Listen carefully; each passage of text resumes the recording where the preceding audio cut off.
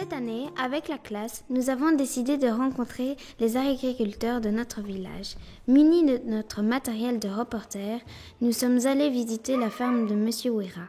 Son fils, Pierre, nous a reçus et nous a expliqué comment fonctionnent ces exploitations qui peuvent accueillir jusqu'à 800 bêtes destinées à la production de viande bovine.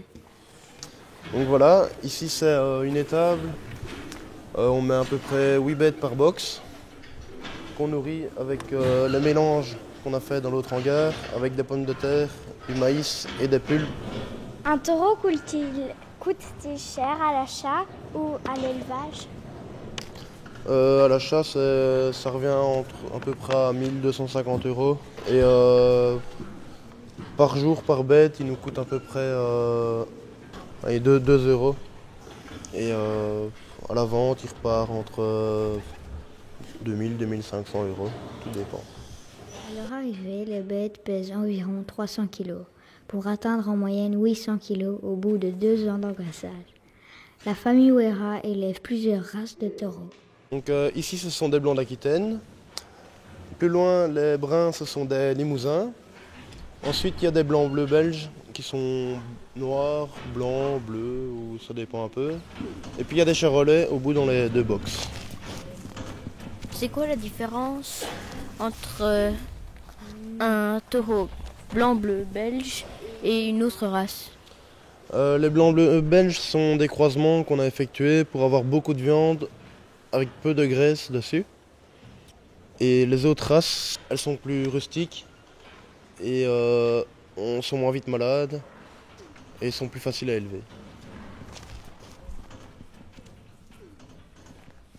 La ferme de Monsieur Wera est une entreprise familiale qui existe depuis 2 générations. Leur métier n'est pas facile tous les jours, surtout en cette période de crise où le matériel et la nourriture pour le bétail coûtent cher et où la main-d'œuvre se fait rare. C'est pas facile de trouver quelqu'un soit expérimenté ou alors à former quelqu'un. Travailler ici, c'est pas facile à trouver parce qu'il n'y a pas vraiment d'horaire fixe, c'est tout le temps varié. Et tout le monde ne veut pas le faire.